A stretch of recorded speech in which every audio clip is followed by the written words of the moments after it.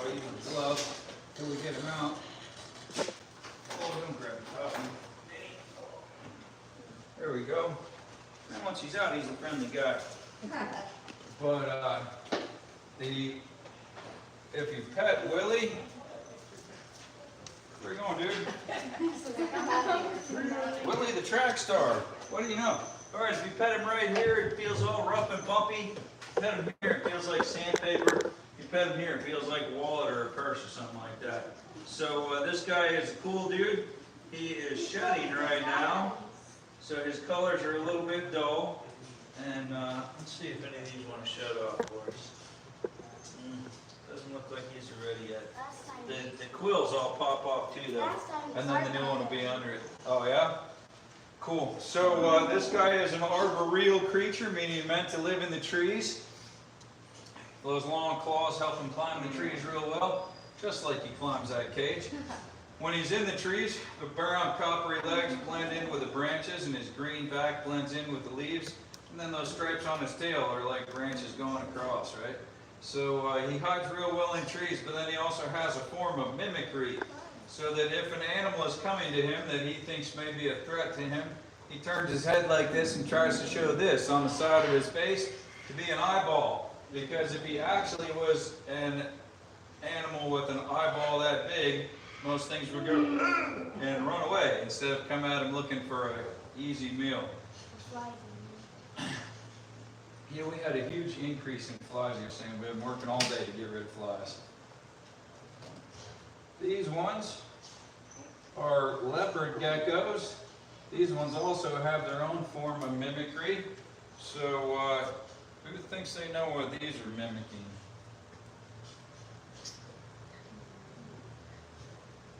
What's true of many lizards or amphibians that are brightly colored? Poisonous, exactly. So they're just strutting it out loud and proud. They're not hiding at all. They're just saying, you don't want to eat me, I might be poisonous. And so they're just counting on other animals' good sense to keep themselves safe. So they are mimicking a poisonous animal. Then this one down here is Tootsie. Tootsie is a good size, shape, and color to hide in the desert. She has been shedding recently, so she's got all this nice yellow and black colors on her right now.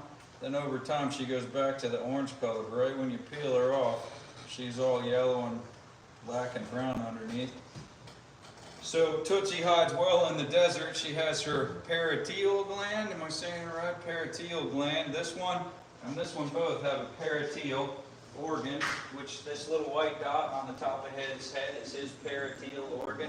It's sort of like a third eye. It senses changes in light.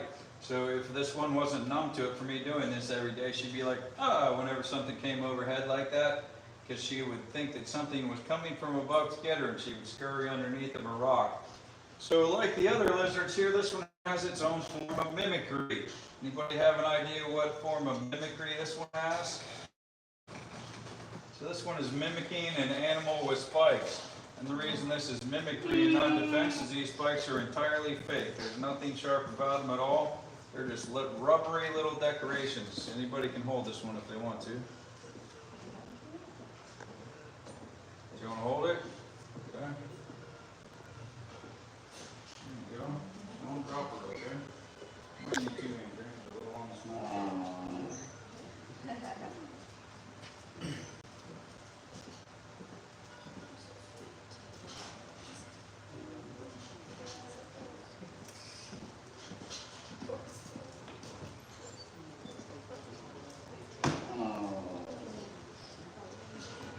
You were a PA, right? Family medicine.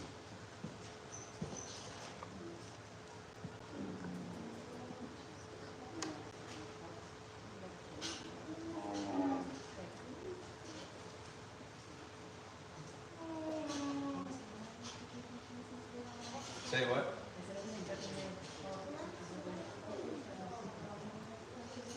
There you go. Pretty calm around here. A friend of mine has a Kodiak bear laying in his living room. And his brother is the CEO of an army base up there, so they get a buff up on the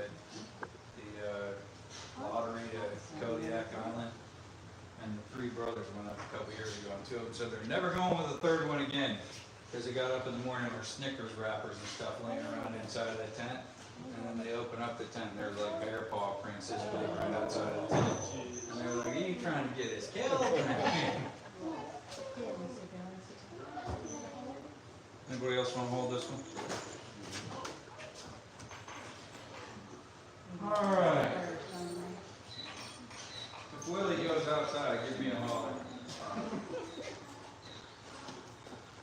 All right, so the next one we're going to see is Bakugan. His name is Bakugan, after the Bakugan toys. So this is a Bakugan toy.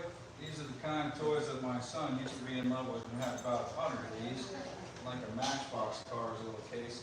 And the thing about these is they're just a little ball, and then when they hit a magnet, they bounce out, and they're a toy like that. So this next animal is our own Bakugan here on the farm.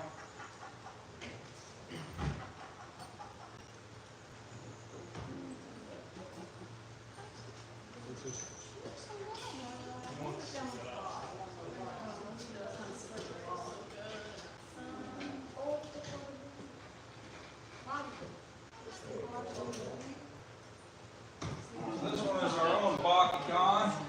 So who knows what this one is? Armadillo. Yeah, this is a Brazilian 3-banded armadillo.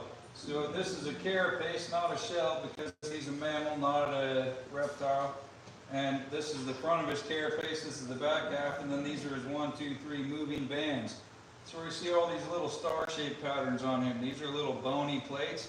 They're all held together by skin, just like these are, but far more closely held. And if you look closely, you can see all the hair sticking through all over this guy, because this is skin and bone, not a shell. And you can touch it like this if you want. So that is all little hair sticking through all over the place. And then when this guy comes out, which is jumping out on me right there, he just comes out of his little ball just like the Bakugan toy does. And then he looks like a potato with high heels. And there are about 50 kinds of armadillos in the world. This one and one other are the only ones that can make a complete ball. So this one actually dovetails together so that his head and his tail go together like that, leaving no gap at all in his carapace. Yeah, he goes where he wants to. So, come on, bub. He is an insectivore, and he likes to investigate all the little cracks and corners. In his room, he has a dirt box in there, and we sprinkle in superworms and mealworms and hornworms and waxworms and soldier fly larvae and housefly pupa, and then you leave them out for like an hour so they wake up out of the fridge and dig down in the dirt. And then he has a wonderful time foraging with his natural behavior. Crawl down into the dirt and find them and eat them. Give Kevin just a little space to walk through with the iguana right there. He's heading back home, isn't he?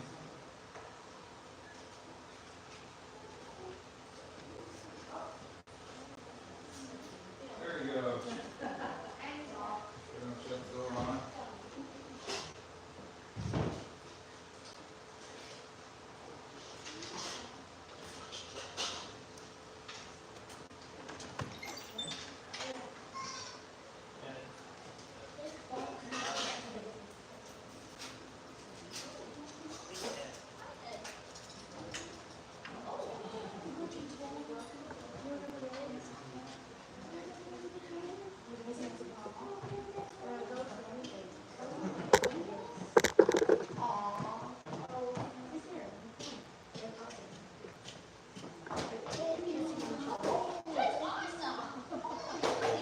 Next ones have a similar theory of defense as Baku. They just are better at it. So Baku will ball up and say, "I don't believe you can get me." These ones will ball up and say, "Go ahead and try it." These are obviously hedgehogs. So when they ball up, their quills all stick out tangent to their skin and they're quite sharp. And then when they come out of their ball, their quills just lay down. And then once their quills lay down, you can just pet them from the front to the back like this. If you pet them from the back to the front, you'll have a very different experience. And the first aid kit is right down there. But you pet them from the back to the front, their quills all just lay down. And if you're trying to take a picture of one, you put your hand right behind his front feet so it doesn't just ball up, and you can be like, oh, look how cute we are. So you get his face and your face in the same picture. If you're trying to pick one of these up, you want to just slide your hands underneath of it like this, because they're soft on the bottom, they're just sharp on top. And I don't hand them to people because sometimes they go, ah, and then they can get dropped. So if you want to pick it up, you got to pick it up.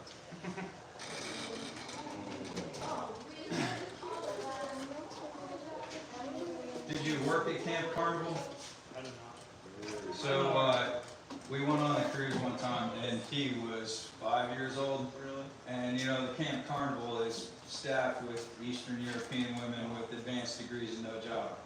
And we went on a cruise in February one time, and my 3 kids were the only kids on the ship. There were no other kids because everybody else is in session with school. And the Camp Carnival workers are not allowed to leave the ship unless they've got a guest child in tow with them. And so my 3 kids had sign-up sheets on their doors that Michael wants to go to the rainforest, Ashley wants to go to the beach, Madison wants to go shopping.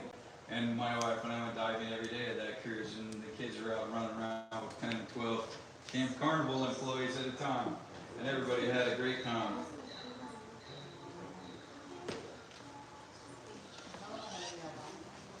So is this not the cruise ship, Camp Carnival? I think I directed the ship or something. Oh, he is the king of thrifting. He loves to go thrifting. And have you guys been to Ben's down in Atlanta? I don't know what Ben's is, Michael. Just got a base. Yeah. Oh, I thought it was something special. I didn't know why else you would drive all the way to Atlanta. I mean, it is special, but everyone knows what good Ben. Oh, well, everybody except me.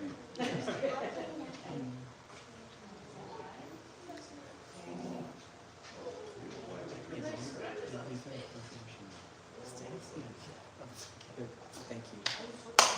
Good team. Are we gonna try to start the?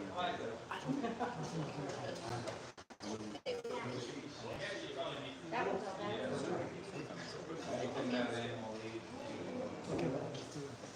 Would you know who said the Vikings goals last time?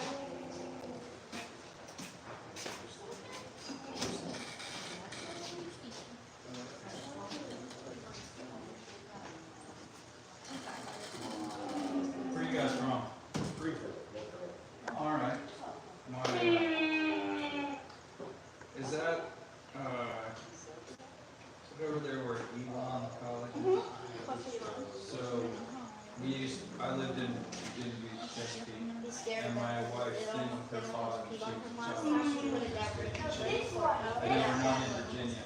So we used to drive 4 hours all the way down there to the Elon exit to go to Steak and Shake. We turned around and drive back. That is just super into Steak and Shake. Oh wow, look at that. That's the full farm experience noise of the truck. Let me get this one before it finishes the job. Oh my goodness, are you staying here? Oh, that's unfortunate. Here's the bathroom.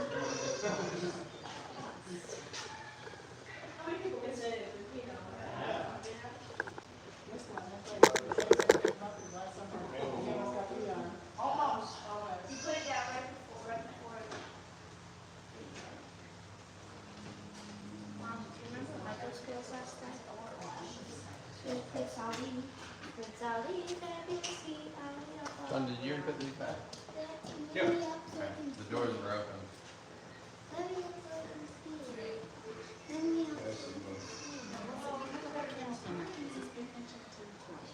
This right here is the smallest animal on the farm.